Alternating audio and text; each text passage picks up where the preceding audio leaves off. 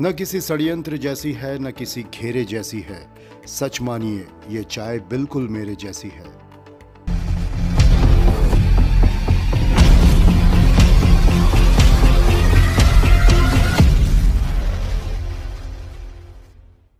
Hello नमस्कार, कैसे हैं आप? मजे में। चलिए मैं आपको बता दूं कि राइट नाउ यू वाचिंग चाय बस्टर, जहां चाय पर होता है हर बार कोई ना कोई कमाल, और आज भी होने जा रहा है धमाल। जी हाँ, 9 डेज चैलेंज के बाद 10वें दिन भी हमने आपको विसर्जन दिखाया, बहुत कुछ किया, लेकिन इसके बाद कई लोगों का कहना है कि अब जो है उनको आदत पड़ चुकी है और हफ्ते में कम से कम 2-3 ब्लॉग्स आने चाहिए, अदरवाइज इसका कोई फ़ायदा नहीं मिलेगा। फिलहाल पूजा का विसर्जन वगैरह चल ही रहा है अभी भी फिलहाल, और थोड़ी सी मायूसी है बाजार में, लेकिन फेस्टिविटीज स्टिल ऑन। और अभी हम जा रहे हैं, हमारे साथ हमारे मित्र, हमारे परम मित्र सुशांतो हैं, और इनके साथ जा रहे हैं हम दीपावली की शॉपिंग करने के लिए। और आज हम आपको एक कहानी भी सुनाने वाले हैं, so stay tune with us. और हम आगे बढ़ते हैं, जाते हैं पैंटलून्स। और पैंटलून्स भाई, पैंटलून्स पीछे रह गया, तुम बालीगंज साइकिल रोड की तरफ जा रहे हो। अच्छा ओके, ये व्लॉग बने। हाँ वाकई में यार, सच में ये कल्याण ज्वेलर्स है। इसका ऐड मत करो। नहीं, अरे वो इतना सा मैंने पूरा नहीं दिखाया, नहीं तो हमने पैसे लेने की वो भी करके रखी हुई है कवायद, ऐसी कोई बात नहीं है। खैर, पंडित जी साइकिल पे। तो चलिए let's get inside the Pantaloons और करते हैं खरीदारी शुरू। और आप बने रहे हमारे साथ, देखते रहें चाय बस्टर। और अगर नए हैं तो चैनल को सब्सक्राइब ज़रूर कर लीजिएगा। और बस अब ज़्यादा बकवास नहीं, कहानी पर सीधे लौटेंगे, लेकिन थोड़ी सी शॉपिंग सबसे पहले। अच्छा, इसके पहले बीच में मैं एक चीज़ दिखा दूँ आपको। ये चंद्रमा है, यानी शुक्ल पक्ष का चंद्रमा जो दिन दिन बढ़ रहा है। ये चंद्रमा है, उतनी साफ इसकी इमेज नहीं दिखाई देगी, फोटो खींच के मैं आपको दिखाऊंगा। और ये जुपिटर है, कहाँ गया? ये जुपिटर है। जुपिटर पिछले कुछ दिनों पहले धरती के काफ़ी करीब होकर गुजरा था, और अभी यह जो है आपको, आप इसको देख सकते हैं, गैसीय पिंड जुपिटर। जैसे जैसे हम इसको जूम करते हैं, यानी जूम इन करते हैं, वैसे कैमरा का स्टेबलाइजेशन थोड़ा सा वो कम होने लगता है। और एक आश्चर्यजनक चीज़ और,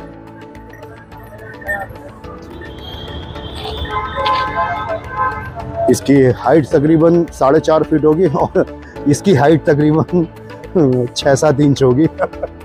ये आ गया पैंटलून्स। पैंटलून्स में हाँ, पैंटलून्स के 25 साल पूरे। आइए घुसते अंदर, 25 चीज़ें खरीदते हैं। लेकिन सच मानिए, इतना डिसअपॉइंट मैं कभी नहीं हुआ। 25 तो दूर, हमें 2.5 चीज़ भी नहीं मिली। I mean, एक भी सामान हमने पैंटलून्स से नहीं खरीदा। अक्सर पूजा के पहले हम पैंटलून्स, एम बाजार, कोलकाता जैसे मॉल्स में जाते हैं खरीदारी के लिए, लेकिन पूजा में ही लोगों ने इन मॉल्स को बुरी तरह लूटा है।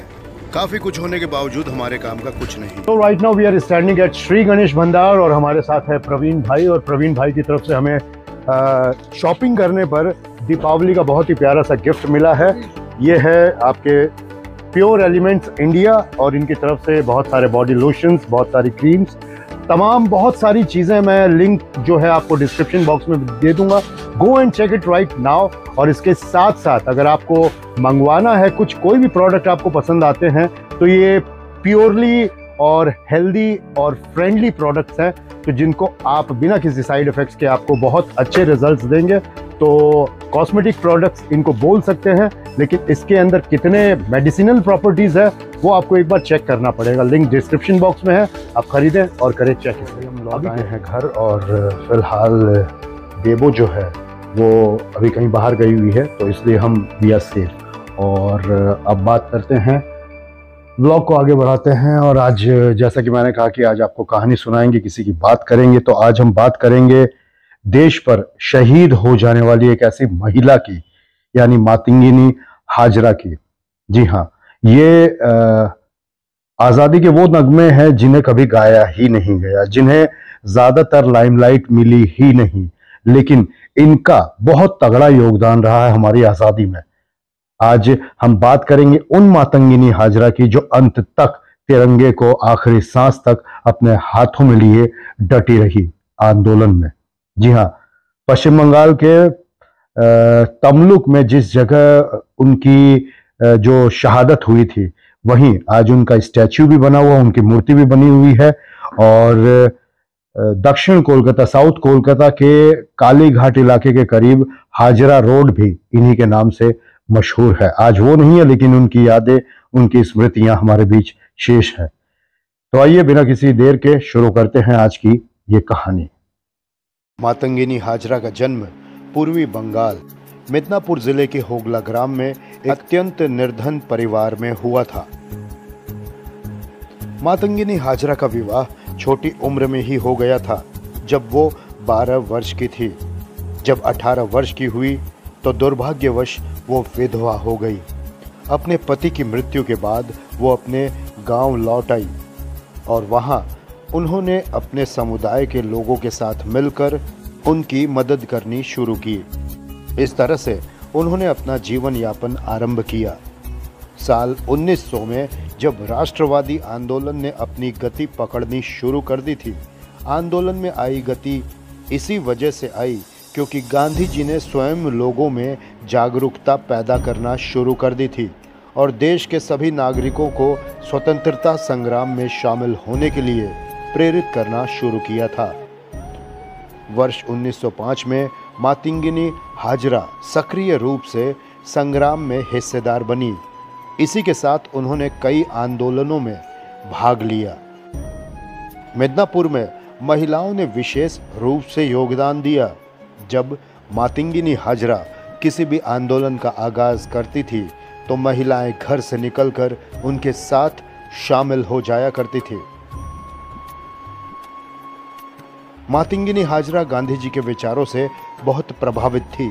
इसी वजह से मातंगिनी हाजरा को गांधी बूढ़ी के नाम से भी जाना जाने लगा।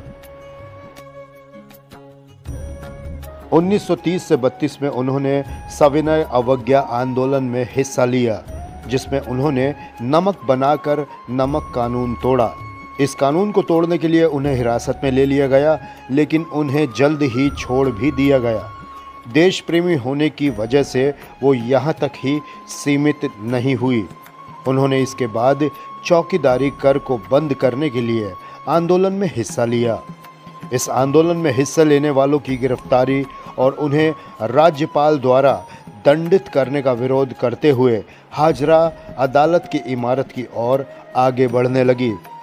इस स्थिति की नाजुक हालत को देखते हुए उसे रोकने के लिए एक बार फिर उन्हें गिरफ्तार कर लिया गया।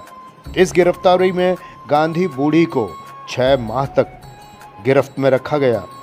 उन्हें 6 महीने तक बहरा मुल्ला की जेल में रहना पड़ा। जेल से निकलने के बाद उन्होंने कांग्रेस में सदस्यता हासिल की।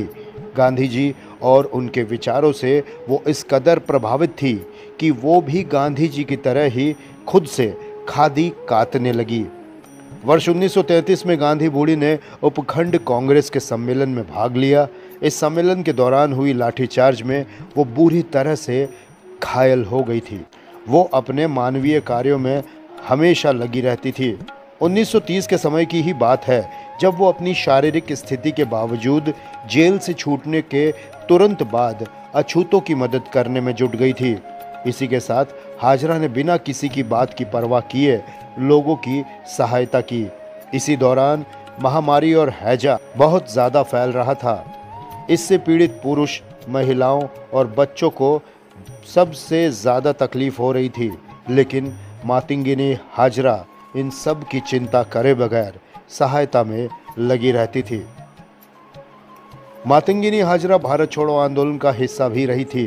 कांग्रेस के सदस्यों ने मेदिनीपुर जिले की विभिन्न पुलिस स्टेशनों और अन्य सरकारी कार्यालयों पर कब्जा करने की योजना बनाई। जिले में ब्रिटिश सरकार को पूरी तरह से उखाड़ फेंकने के लिए और एक स्वतंत्र भारतीय राज्य की स्थापना करने के लिए कदम बढ़ाया। उस समय हाजरा 72 वर्ष की थी जब उन्होंने तमलुक पुलिस थाने पर कब्जा करने के उद्देश्य से करीब 6000 समर्थकों के जुलूस का नेतृत्व किया, जिसमें ज्यादातर महिलाएं शामिल थी। जुलूस जैसे ही शहर के बाहरी इलाके में पहुंचा, तो उस जुलूस को क्राउन पुलिस द्वारा भारतीय दंड संहिता की धारा 144 के तहत उसे भंग करने का आदेश दिया गया। उसके आगे बढ़ने के दौरान हाजरा को गोली मार दी गई, लेकिन वो फिर भी आगे बढ़ती गई। वो और भी आगे बढ़ती गई और पुलिस से भीड़ पर गोली न चलाने की अपील भी की गई। मातंगिनी ने अदालत की इमारत पर उत्तर की तरफ से जुलूस का नेतृत्व किया और फायरिंग शुरू होने के बाद भी वो रुकी नहीं और सभी लोगों को पीछे छोड़ते हुए तिरंगा हाथ में उठाए हुए वो आगे बढ़ती चली गई। पुलिस ने उन पर कई फायर किए, 3 गोलियां उन्हें लगी।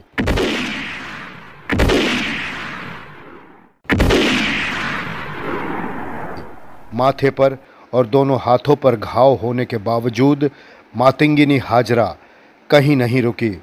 गंभीर रूप से घायल थी, लेकिन वो आगे बढ़ती चली गई। लगातार गोली लगने की वजह से वो वंदे मातरम और मातृभूमि की जय हो का नारा लगाती रही।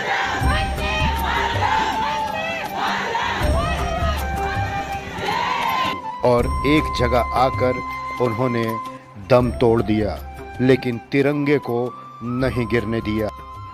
इस तरह तिरंगे को हाथ में लिए एक वीरांगना देश के नाम पर शहीद हो गई।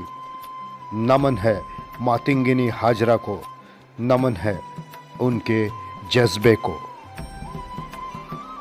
आज की ये हमारी कहानी आपको कैसी लगी, उम्मीद है अच्छी लगी होगी। आप हमें कमेंट करके ज़रूर बताइएगा और ये ज़रूर बताइएगा कि आप किस शहर से ये व्लॉग देख रहे हैं। बार बार पूछता हूँ, अगर नए हैं तो ज़रूर बताइएगा, नहीं तो जैसे आप स्किप करके आगे बढ़ जाइएगा, कोई दिक्कत नहीं है। लेकिन अगर नए हैं वाकई तो आप इस चैनल को सब्सक्राइब ज़रूर कर लीजिएगा, चाय की चुस्कियाँ लेते हुए। मिलेंगे अगले व्लॉग में कुछ नई इंटरेस्टिंग कहानियों, कुछ और इंटरेस्टिंग फैक्ट्स के साथ। Till then take very best care of yourself. Bye-bye.